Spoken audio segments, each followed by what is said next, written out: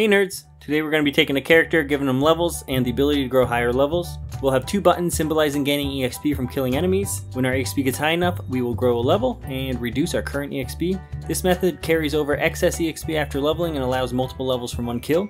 You can see here 50 EXP increased our level by 1. 50 more EXP does not make it to the following level, but this does allow us to make 100 EXP give us 2 levels in one go.